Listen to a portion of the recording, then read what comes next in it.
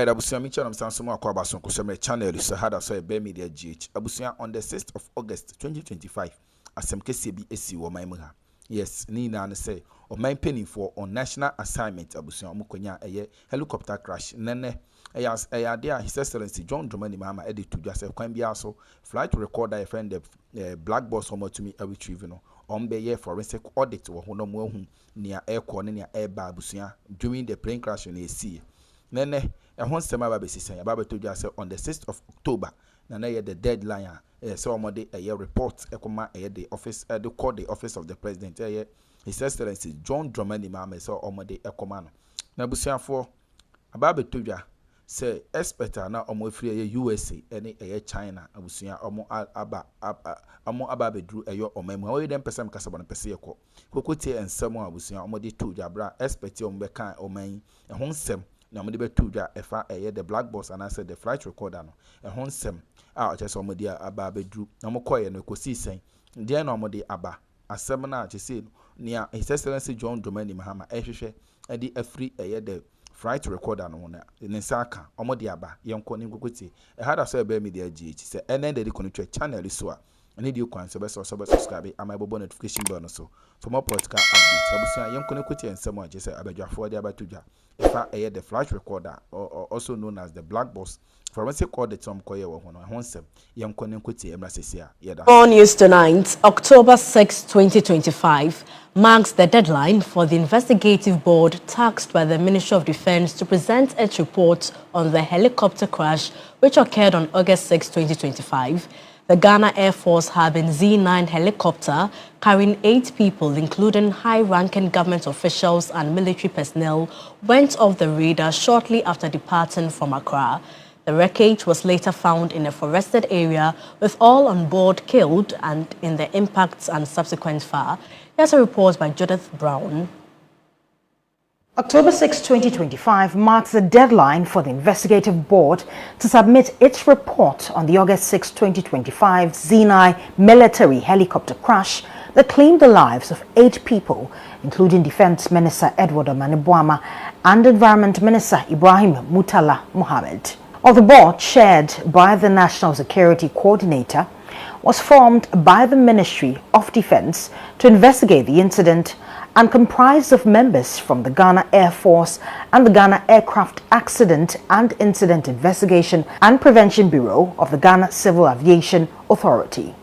Now, with the support of the United States Air Force investigators providing technical advice and assistance, the board began its work on August 25, 2025 and was given 30 days to complete its investigation. A preliminary investigation team was formed on the day of the crash to collect evidence, and the report was submitted to the board. The investigation involves analyzing the flight data recorder and cockpit voice recorder, also known as a black box, which was recovered from the crash site. The board's primary objectives are to determine the cause of the crash, identify contributing factors, and recommend measures to prevent similar incidents in the future. Now, while the investigation is crucial in providing closure to the families of the victims, it's also very helpful in ensuring that such incidents do not recur. As the nation waits with bated breath, it remains to be seen whether the board will meet the deadline and submit its report today. Judith Brown, TV3 News. Let's now turn our attention to cocoa, because despite a recent increase in Ghana's cocoa price to 3,625 cedis per bag, La Côte d'Ivoire has moved ahead again, setting its price at 4,040 cedis per bag, about 415 more in cedi value. The growing gap has raised concerns about cross-border smuggling, as Ghana also faces falling yields and a pricing system linked to the US dollar, which seems to favor farmers more when the cedi is weak than when it is strong. Experts say the difference shows the rising pressure on Ghana's cocoa sector and the need to act quickly to protect farmers. Today, we take a closer look at the figures, the policies, and what they mean for Ghana's cocoa industry. And joining me in the studio is Martin Isiedudata with more on this, Martin. Yes, certainly. It's a major conversation because cocoa is a pivotal component of our economy. And talking about the numbers, you are right that the finance minister a few days ago, somewhere last week, gave indications that we Ghana had increased our cocoa prices, or how much we are buying it per bag from the farmer, to 3,625. Many were excited about it, but not the cocoa farmers. And their reason is that neighboring Cote d'Ivoire is selling or buying a bag from the cocoa farmers at 4,040 Ghana cedis. Now, that's a difference of about 415 Ghana cedis. So the finance minister that day said that now every cocoa farmer was going to earn 400 Ghana cedis more per bag of cocoa when they sell it to government. And clearly, there is a 15 Ghana cedi difference between what Ghana is selling and what Cote d'Ivoire is selling to or buying from their farmers. The major reason, like you indicated, is that we want to curb smuggling, where people wouldn't be interested in sending their cocoa from Ghana to Cote d'Ivoire to sell there because the pricing is slightly better in that country. But why is it so? Why is government or Ghana struggling to appease the farmers? Some of the cocoa farmer associations we spoke to said that they were expecting about 5,000 Ghana cedis, per bag from government. But government says we are staying currently at 4,300 and a little above that.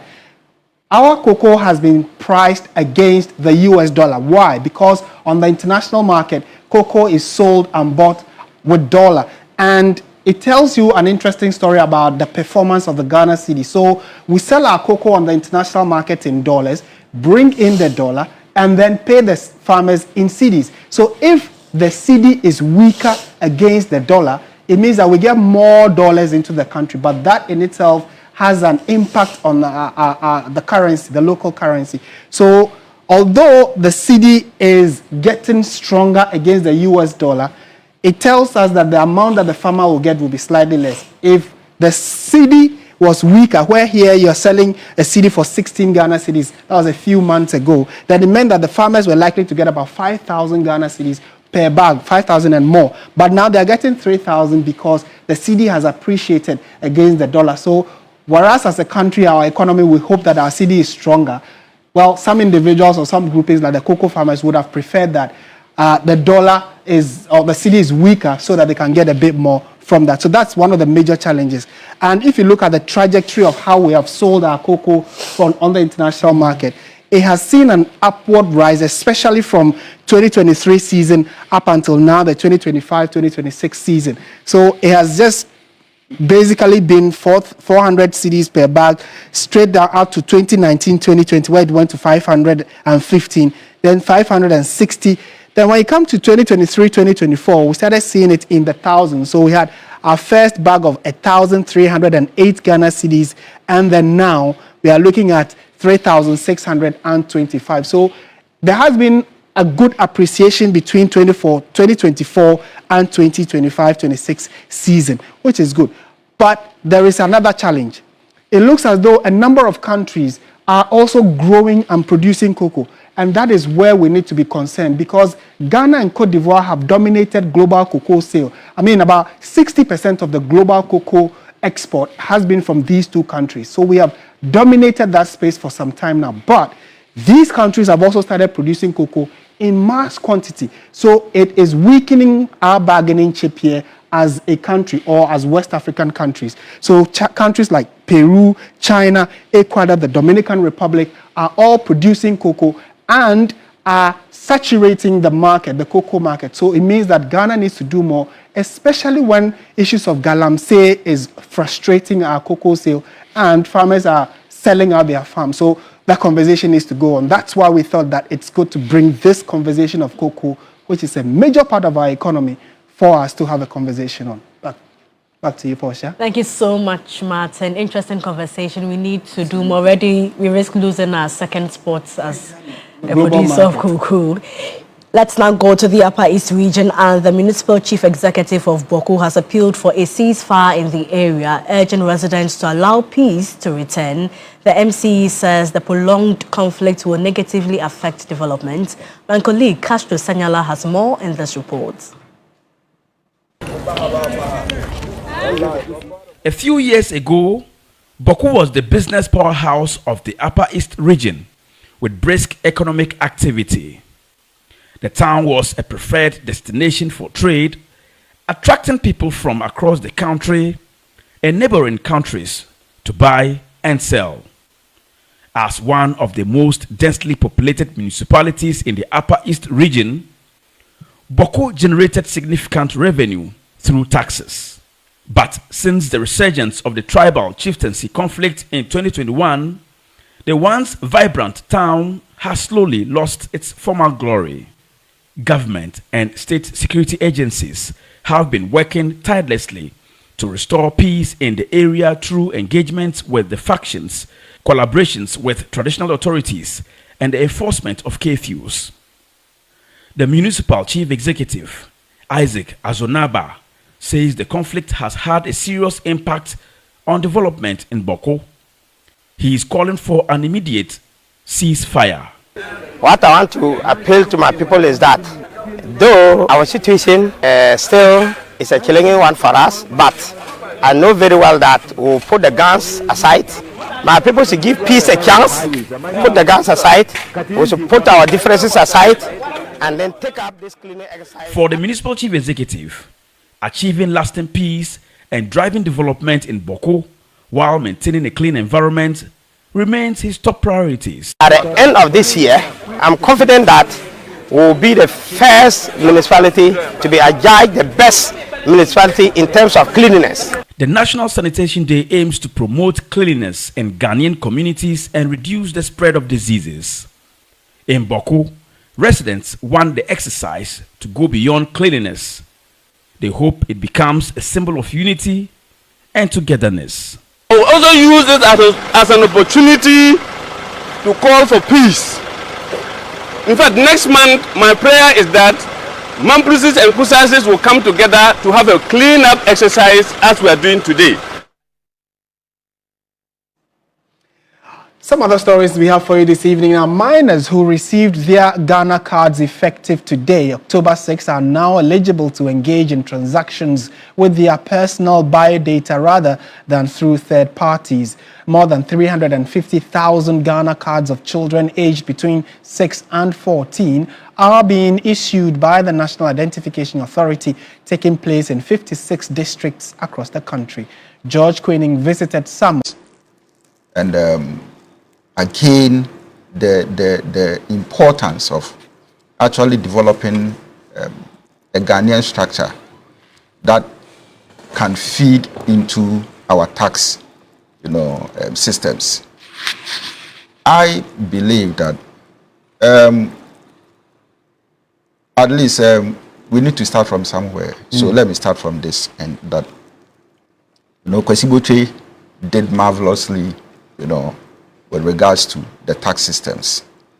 And Professor Mills, when he was vice president, also introduced certain innovations. In recent times, we saw the Kojuba Redu, also doing something good. And then to Nana Akufo-Addo's government. But I think that the gap still remains with regards to how government can motivate the informal sector, which is more than 60% of our economy, to roll them onto the tax system. And so I feel that KCL should be able to, develop a model, that would incentivize, the informal sector. In marketing, we believe this, especially when it comes to models of social marketing. And our belief is that behaviors that are permanent can only, be changed, right? Certain endemic behaviors can be changed when, there's a motivation. And so what it means is that the kinky seller on the streets doesn't want to pay tax. All right, because the person feels that this is my family job. Why should I pay tax? So the government has not invested into it. Why should I pay tax? Now, I didn't write any application anywhere. Why should I pay tax?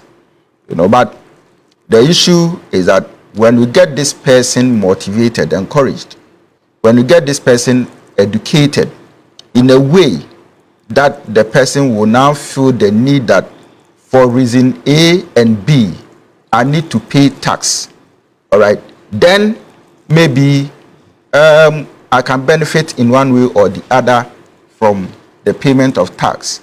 I think that at a point in time, you wouldn't even go to the person to go and beg the person or force the person to pay the tax. The person willingly will walk to any GRA office to go and pay. And that is what I feel that we have refused to do for a long time. And we need to probably develop a model that can, help us get it. I think that one of the things that we can do, has to do with tax reliefs and in foreign countries, I think that they have a system there where you can, file for tax, at the end of the year. And I think that it was one of the policies that I heard Dr. Bawumia spoke about during his campaign about tax reliefs and all that. It was tax amnesty. Tax amnesty, okay. So I feel that, yes, some of these things can be done. And once you do it and apply it to the informal sector, obviously it creates a platform for people who are not, interested in paying taxes, willingly will go and then do that. Again, I think that lawyers said something about empowering the SMEs, which is a brilliant idea. And I always talk about the fact that, look, I think this morning they were mentioning that Ghana has over, is it 600 or something, millionaires. 2,100 millionaires in Ghana. 2,100. Yeah, dollar millionaires. Dollar millionaires in Ghana. Can you imagine? And we still fund our economy in these states. You mean billionaires or millionaires? Millionaires. Dollar millionaires. 2,100, yeah. Though we cannot compare, the size to other, economies, right? Like China and the rest. But I think that within our context, the number is very substantial. Yeah. If these millionaires will turn their hard-earned currency into, productive ventures in Ghana, okay, such as the manufacturing. I mean, one of the weakest spots in our economy has to do with manufacturing and production. Okay, I realize that almost